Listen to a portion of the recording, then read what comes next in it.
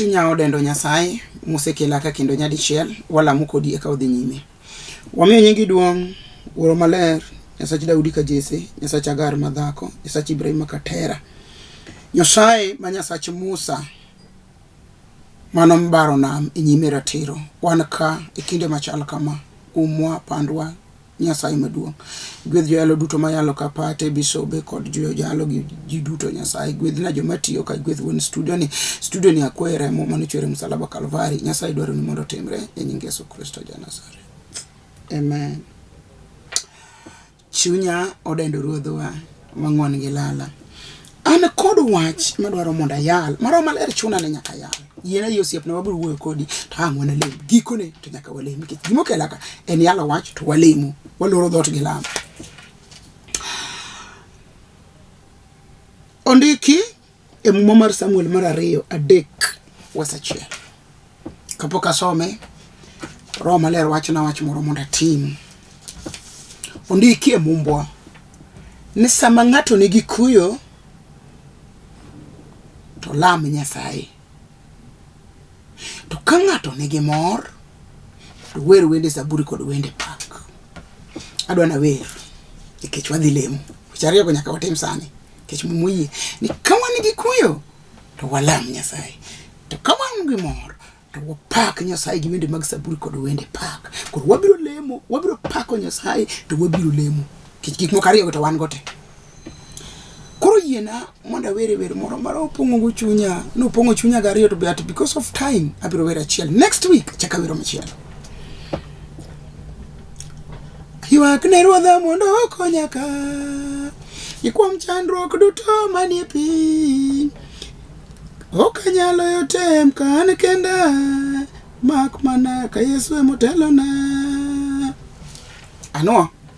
Ywak ne ruodha mondo okonya ka. Ikwom kethruok duto manie piny. Okanyalo yotem ka an kenda.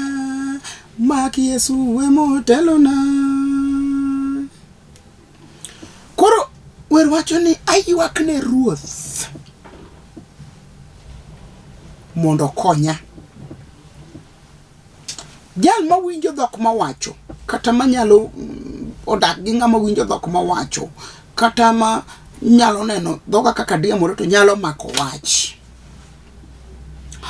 Wende ni wacho na ywak ne ruoth. Hallelujah. Waywak ne Baba mondo konya to manaka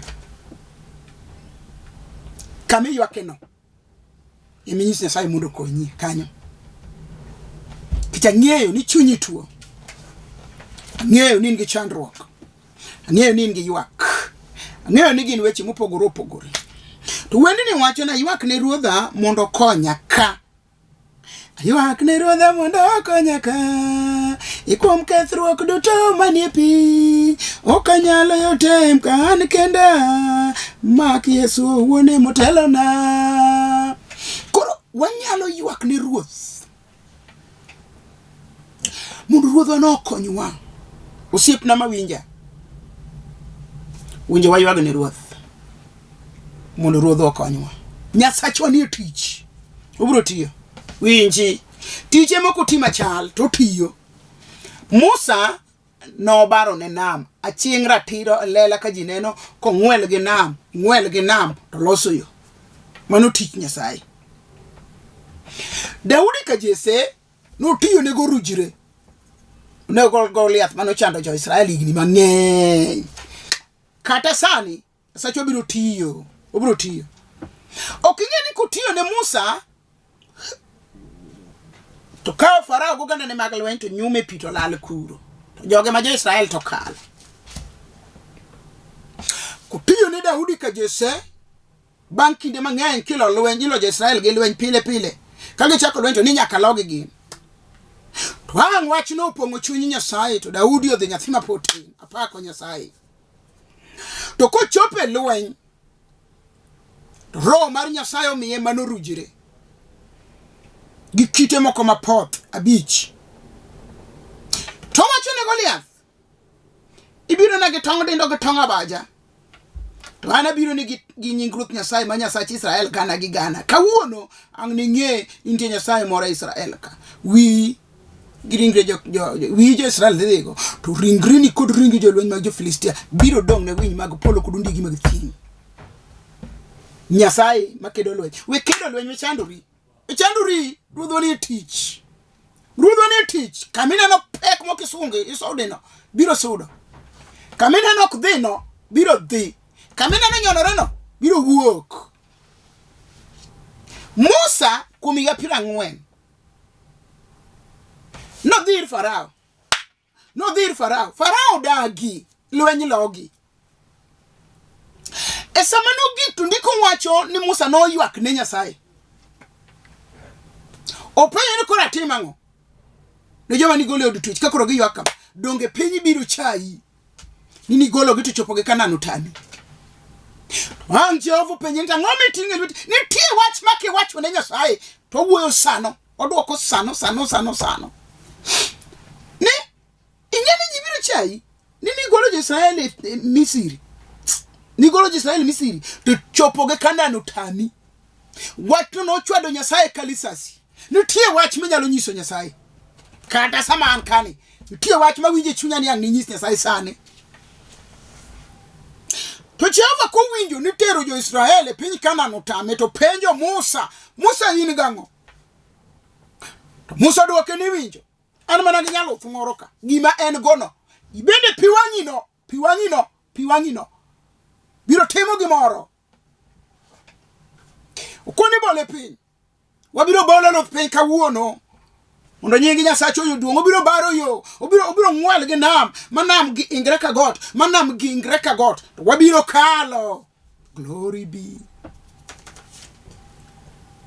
to ko bolo no piny to wang lutho lokore thuol ko ni make gi iwe ko ni chwad kode nam apako duong ma Nyasaye in gango lweti modwa ngado go nambe ni bineno kana muchunge nyimwaka Nyasaye luoro wach maketho nyinge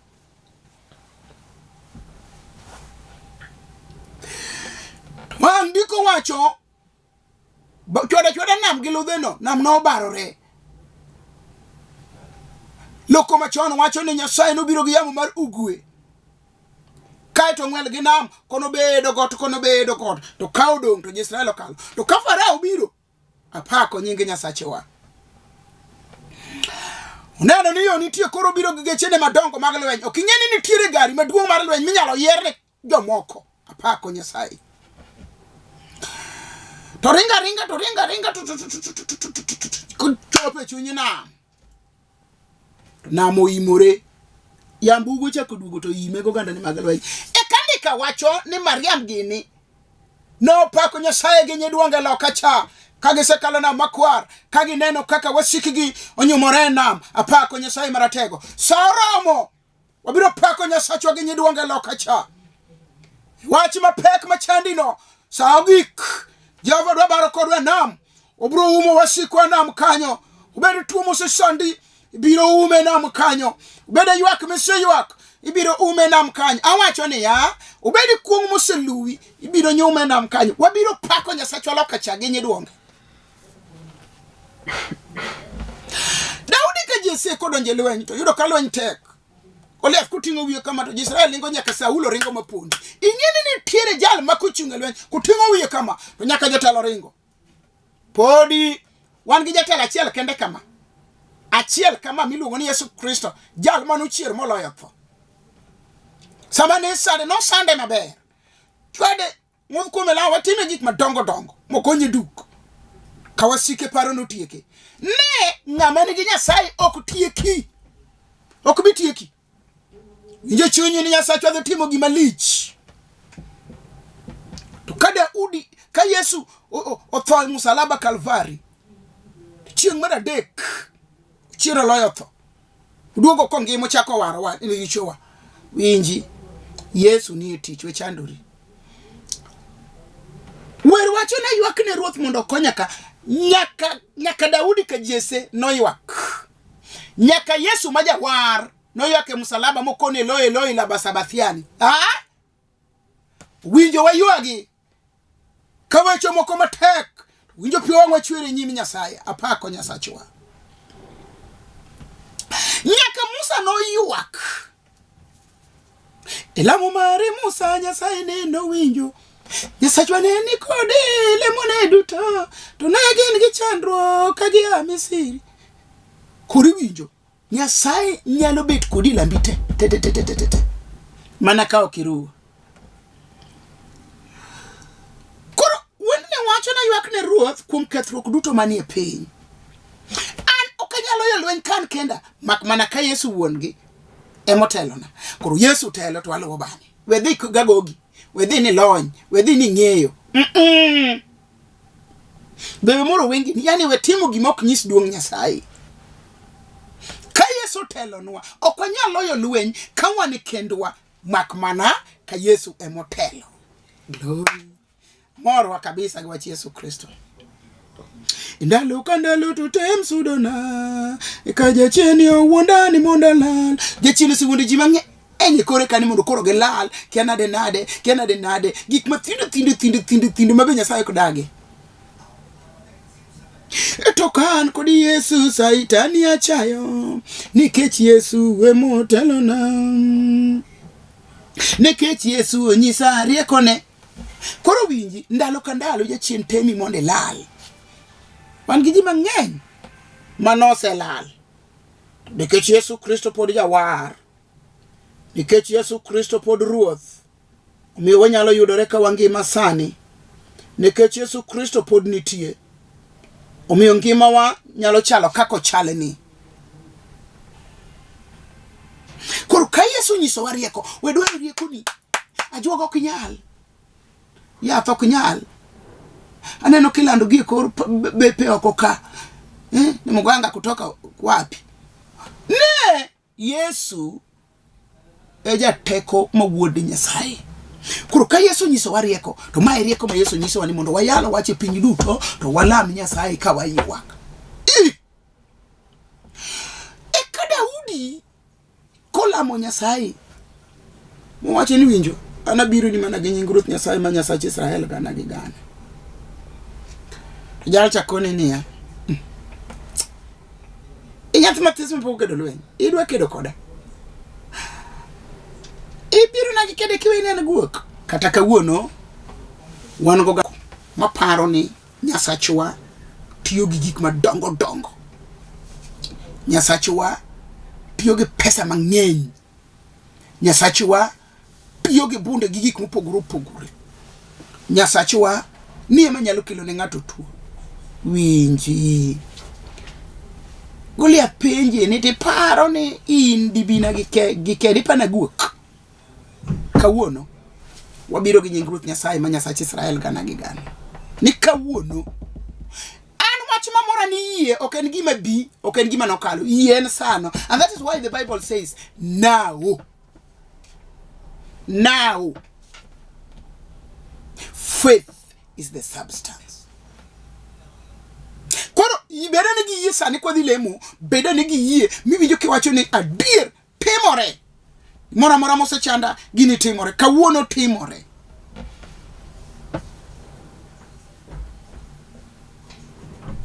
Maendalo marauma onego tich Ruoth olandre kuonde te. Un joma yali Injili timuru kinda kik udog chien tichuno mi Ruoth duong'. Koro ng'ata moluong ni jatich Nyasaye mae samuj watiye tich Ruoth. Kik idog chien. Kik idogi. Dhako ma ywak bathi no konye. Dichuo mageno rumo ne no konye. Nyathi ma onge kweno konye. Nikech mae kinde muj watiye tich Ruoth. Kik wadog chien. Nikech tichwa biro miyo nying Ruoth duong'. Tich mitiyo nomiyo nying Nyasachwa duong'. Maendalo marauma mowinjo tich Ruoth olandre kuonde te. Ne walande makata walande mani kaburini.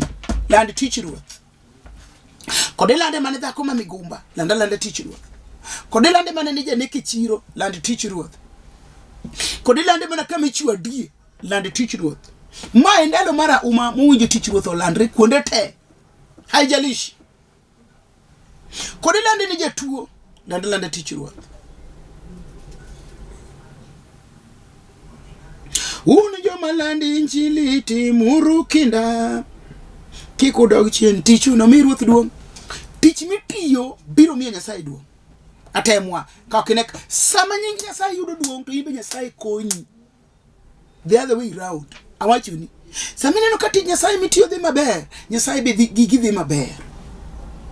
Par wach musalaba kendo wapuonjre kuome pile, gik mogeng'o yore wa mwadhigo e polo, mago duto gin mana mwandu piny. Okine mwandu piny ogeng'o yore Nyasaye mang'eny. Mwandu piny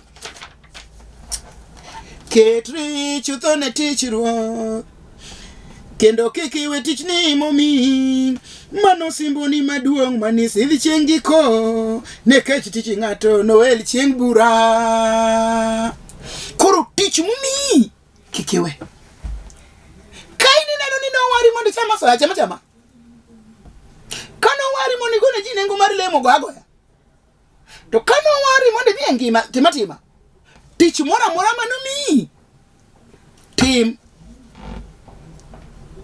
Nikech tich ng'ato ka ng'ato ibiro el chieng' bura. To kano miyi mana mar wuondo ji, intie atiya kamane mari. Nikech jali wacho niya, ket richo tho ne tich Ruoth, kendo kik iwe tichni momiyi. Ang'o momiyi iwe tich momiyi kidonje mar ng'ato? Ang'o momiyi iwe tich momiyi ka ok ilemne jotuo? Ang'o momiyi idonje tich ma ok omiyi to in nomiyi tich mar konyo mon?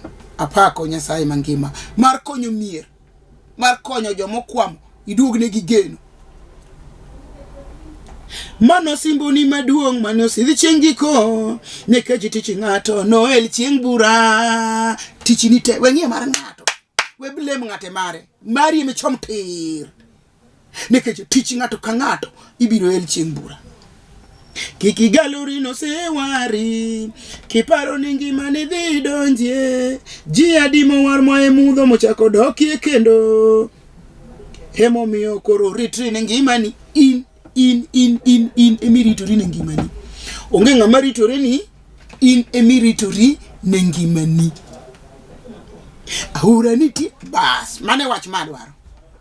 Ahura nitie makalo tek to jokinda machon kalogo.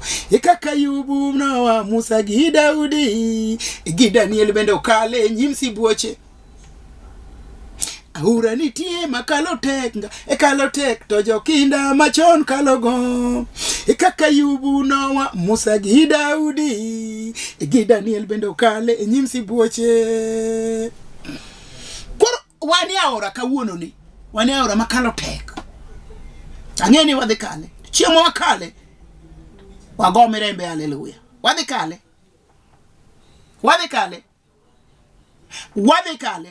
wanuoni kendo ni aora mantie makalo tek ni, aora ni wakalo. Adier, wadhi kale kuom nying Yesu Kristo musiko.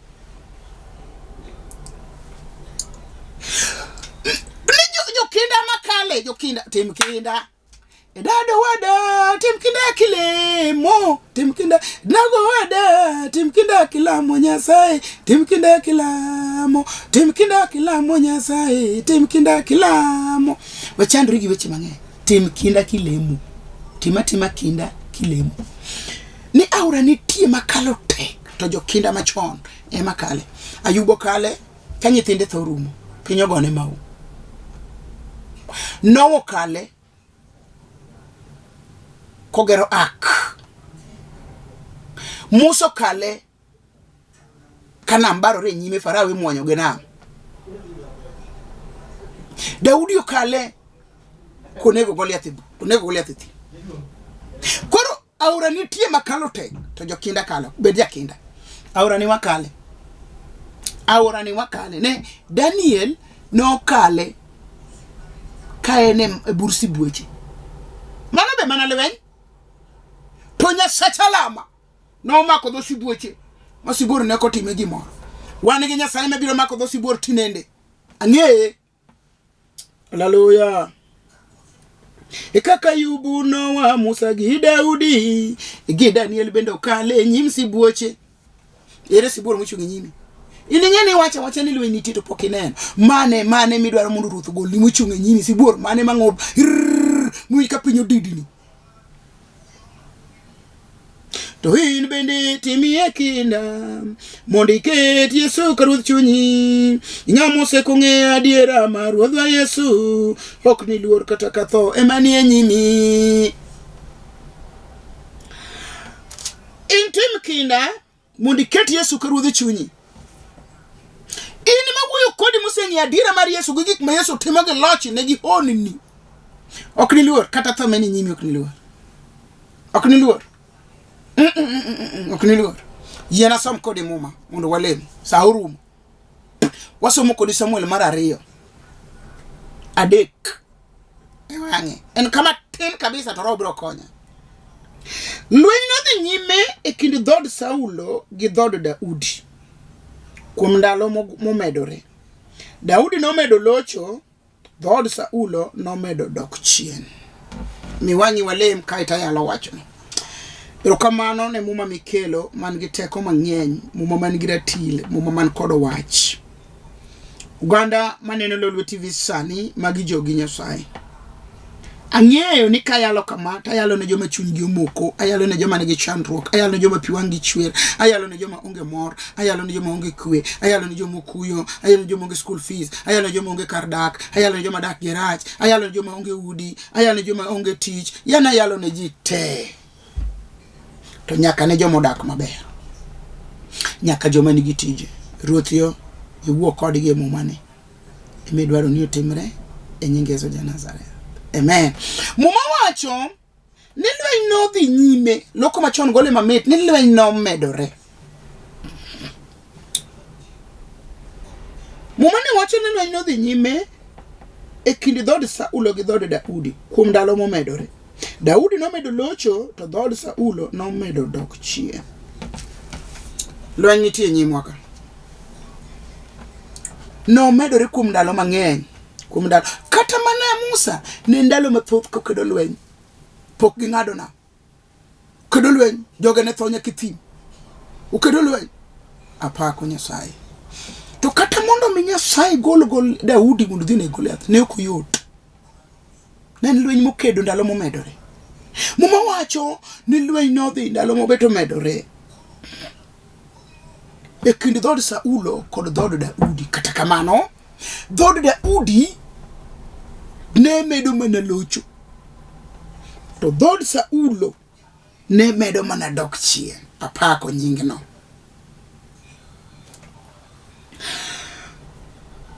Wan gi lweny nyimwa ka. Dhako moro ni ka man gi lweny mok berber nono, dichuo moro ni ka man gi lweny mok berber nono, dala moro ni ka man gi lweny mok berber nono, chuny moro ni ka man gi lweny mok berber nono. Lweny medore ameda. Rangach moro ni gi lweny ma onge, anyuola ok dware. Piny gone siboye, piny gone ma o. Lweny no medore. To kata bed ni lweny medore daleni, to kata bed no medore odi, to kata bed no medore anyuola, to kata bed no medore kabindu, to kata bed no medore kuom jotendi, kata bed no medore kanisa, bed no medore gweng. Ndiko wacho ni dhod Daudi no siko ka lucha. Dhod Saulo ne dok piny. Wadano bed joloch. Kata lweny medore to wadano bed joloch. Weri gi siasa mang'eny, weri gi weche manono mibandika, bende weri kod weche moko mimuomruok go, be weri gi weche moko machalo ng'ok rafuok. Ini ka akia kaka nyalo pimo wachni. Wadwaro mondo wachom Nyasaye tir. Nikech mumo yienwa mondo wawuoge Nyasaye wang' kod wang'. Ka Yesu otho e msalaba Kalvari, to wang' nanga mar hekalu manogenyo hekalu mane miyo ok wadonj kama ler mar kama ler, no barore diere tir. Nyiso ni nomiwa thuolo mar donjo mondo wawuoge Nyasaye. Sa orom, adwa ni wuoge Nyasaye. E wach moro mosesandi, adwa ni wuoge Nyasaye. Wane gi Nyasaye sa orom. Sigo manin go takia to Roho wacho na ni tie lweny mosemedore. To lweny momedore ni emo dwa chomo go Nyasaye sani mondo lweny ni orum, nikech lweny no medore ndalo mogwarore. Ok bi medore.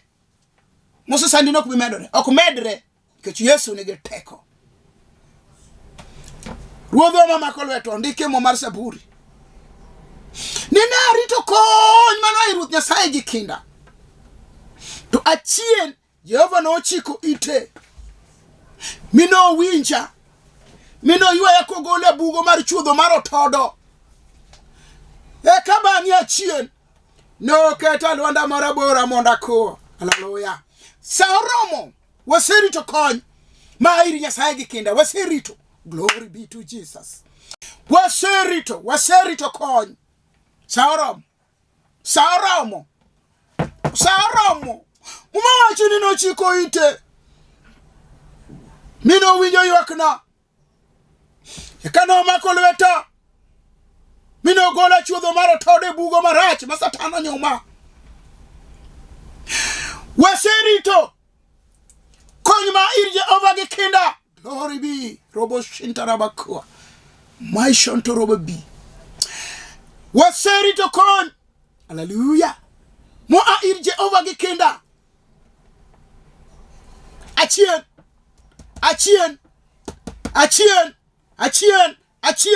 Jehova no chiko ite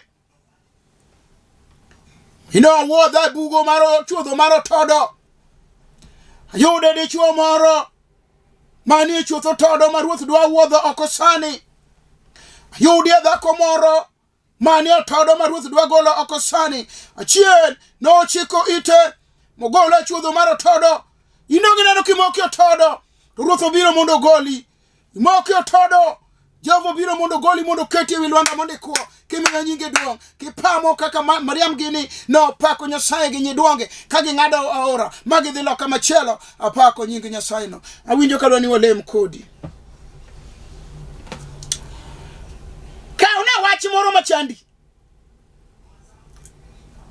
gima chandi ema koro maksani imina Nyasaye glory achien no winjo ywakna arito kony dongiri to kony in kamiwija ni dongiri to kony mo a iri Jehova ahero koro wayudo konyno ruodho kele wasedake todo gi kinda wasedake chuodho motima nete wasedake ma ji ochayowa wasedake ma be onge kata jatelo awacho ni wasedak kama ofise madongo be waonge wasedak kama geno onge kuomwa wasedak kanyuola moko chayowa wasedak kiwacho gik maricho kuomwa narito kony moa ir Ruoth Nyasaye gi kinda achieno chiko ite momako lweta mogola bugo mar chuodho mar otodo motima net mino keta kamoro awinje chunya ni adware ng'ato madwaro Nyasaye okete kamoro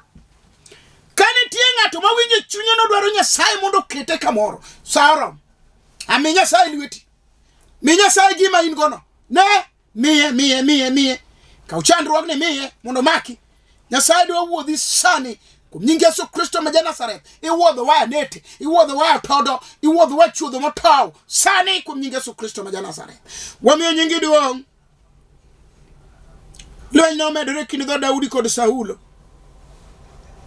mi walolo lweny momedore nyimwa golwa chuodho mar nete golwa todo marach ma jachino keto marach chaya iwinjo Jehova maita wane lweti sani mi dwaro ni otimre kuom dichuog no kuom dhako no kuom rangano kuom nyathino kuom dala no kuom anyuola no nyake iwa wawegi baba erokamano ne kanisa no erokamano ne piwang' machwer no erokamano ne kech dwaro ni nyinge mosiko yudo duong' e nyinge Yesu Kristo ma Nazareth amen an mawuoyo kodi an Bishop Nereah Mbewa anyara sembo kanyikela modak ndhi Warangenya school anyar jaduong' manosenindo Rufus Agola boy atedo karachonyo ka uma school kandiege jal ma Yesu Kristo nowaro awuok e kanisa mar Hope for Good in Christ arwaki an gadiri ni in gi wach midwa walami kodi Nyasaye